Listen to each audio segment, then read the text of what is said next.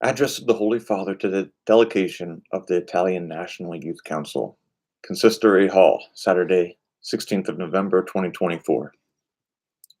Dear brothers and sisters, good morning and welcome. I greet the President. It is you and all of you of the Italian National Youth Council. I am happy to meet you on the occasion of the 20th anniversary of this entity, a milestone that becomes an opportunity to continue to work with confidence before youth goes away. Hope does not disappoint. Hear this well. Hope does not disappoint. Never. With these words, I called for the ordinary Jubilee of 2025. I was pleased to read in your Confidence Index survey that hope is the inner attitude with which young Italians today most identify. We often meet people who are discouraged because they look at the future with skepticism and pessimism. Those people with the long face, like this, pessimism. It is therefore important to know that young Italians know how to be artisans of hope because they are capable of dreaming. Please do not lose the ability to dream. When a young person loses this ability, I am not saying that he becomes old. No, because old people dream. He becomes retired from life. It is very bad. Please, young people, don't retire from life, and don't let hope be stolen from you. Never. Hope never disappoints. In dialogue with the institutions, you are the consultative body called upon to represent the world of youth at local, national, and European level. And to this end, you must promote the active participation of young people by networking among the many associations inspired by values such as solidarity and inclusion. By networking, but also by making noise. This is very important. In this task of networking and making noise, I invite you to be a voice for everyone, especially for those who have no voice. And today there are so many people who have no voice, so many who are excluded, not only socially, because of the problems of poverty, lack of education, the tyranny of drugs, but also of those who do not know how to dream. Network in order to dream, and do not lose this ability. Dream. As we know, also from the news in these days, the challenges you face are many. The dignity of work, the family, education, civic engagement, care for creation, and new technologies. The increase in acts of violence and self-harm, up to the most extreme gesture of taking one's own life, are signs of a worrying and complex malaise. You know that in the world, youth deaths are not all published, they are hidden. It is a change of era, a metamorphosis not only cultural but also anthropological. This is why an educational path involving everyone is fundamental. I can say that we need a village of education where, in diversity, we share a commitment to generate a network of human and open relationships. What is needed is a pact, an alliance between those who wish to put the person at the center and at the same time are willing to invest new energy in the training of those who will serve the community. You are called to be witnesses to the beauty and newness of life.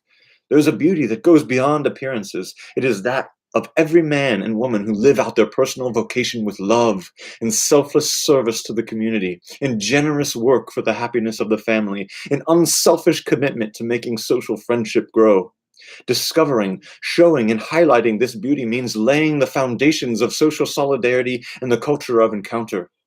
Your selfless service for truth and freedom, for justice and peace, for the family and politics is the most beautiful and most necessary contribution you can make to the institutions for building a new society. And this is not done with ideas. It is done with human capabilities, all our capabilities, without forgetting the extremes of life. There are two things I will leave with you as questions. Some of you are married, you have children. Do you know how to play with your children? Are you capable of wasting time to play with your children or with your grandchildren? Because even if God does not give children, the devil gives grandchildren. Are you capable of this? This ability to play? And then another question. Are you capable of caressing an elderly person? Playing with children and caressing the elderly.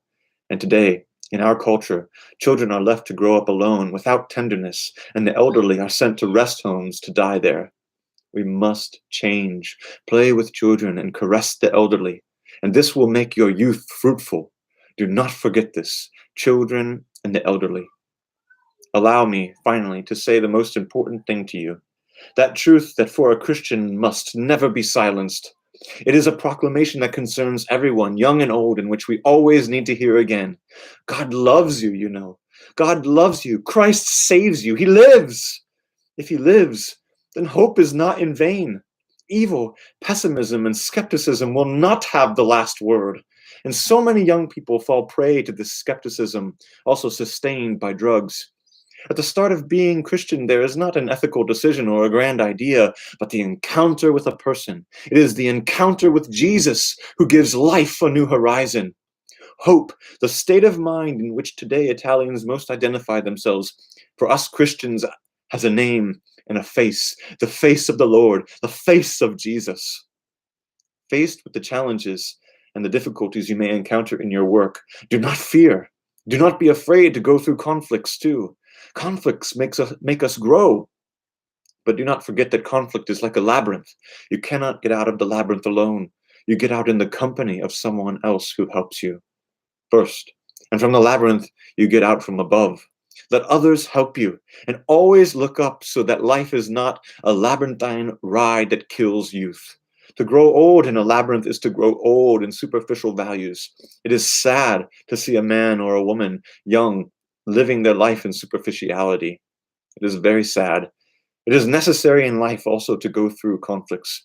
You need the patience to transform them into the ability to listen, to acknowledge the other, to grow together. Trying to overcome conflicts is a sign that we have aimed higher, higher than our self-interest, to get out of the quicksand of social enmity.